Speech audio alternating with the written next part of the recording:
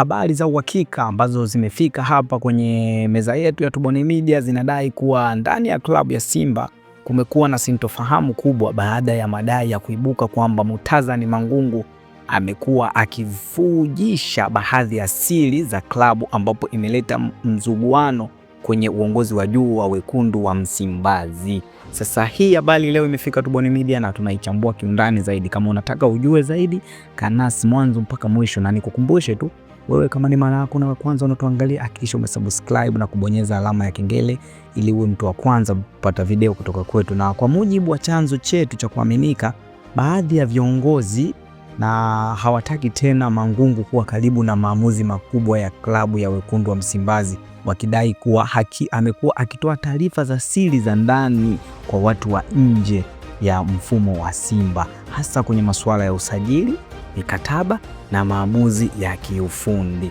Na ripoti zinasemekana kuwa, ripoti namba moja inasema kuwa kila mara kinapotokea mpango wa siri wa usajili, taarifa zinavuja mapema isivyotakiwa. Na hii tunaanza kuangalia pale Simba Sport Club, kila wanapotaka kumsajili mchezaji, taarifa zinavuja mapema, zinaelekea kwenye klabu zingine, hususan wapinzani wao Young African wanapata taarifa mapema. Hivyo basi inaonekana kuna mtu msaliti ndani ya klabu. Na ripoti namba 2 inasema majadiliano ya benchi la ufundi yanayofanywa yanafika nje kabla hata kikao hakijafungwa. Maana yake benchi la ufundi la Simba Sport Club linapokaa kurekebisha makosa, majadiliano yanafika nje kabla hata kikao hakijafungwa. Maana yake kuna msaliti pale kwenye majadiliano. Na ripoti ya 3 inasema wapo wanaamini kuwa mizunguko hii ya taarifa imekuwa ikirudisha nyuma nguvu ya Simba na kwenye ushindani wa soko la usajili na maamuzi ya kiutawala. Na hii ndo ripoti ya 3, na yote haya inadaiwa kwamba Murtaza Mangungu ndiye ambaye amekuwa akivujisha siri ndani ya wekundu wa Msimbazi. Na hali hiyo imefanya baadhi ya viongozi waandamizi wa klabu kuanza kumsukuma pembeni Murtaza Mangungu, wakiamini Simba inapoteza hadi ya nguvu kwa sababu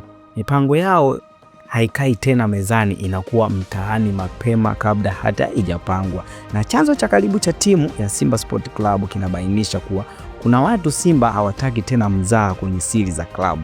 Chochote kinachotokea ndani lazima kibaki ndani. Hivyo basi Simba wamepanga kwamba chochote kinachotokea ndani lazima kibaki ndani, na chochote kinachotokea ndani lazima kibaki ndani. Lakini ikiwa kama mtu anayepitisha taarifa nje, anaharibu timu na pia anaharibu usajili na pia anaharibu nguvu ya Simba. Na kwa sasa hali bado ni tete ndani ya klabu ya Simba Sport Club na hakuna tamko rasmi kutoka Simba, lakini mazingira yanaonyesha wazi kwamba kuna kutolewa kinachozidi kushika kasi. Tubone Media tunaendelea kufuatilia kwa ukaribu na kukuletea kile kitakachojiri kuhusu mustakabali wa Mangungu ndani ya Simba Sport Club.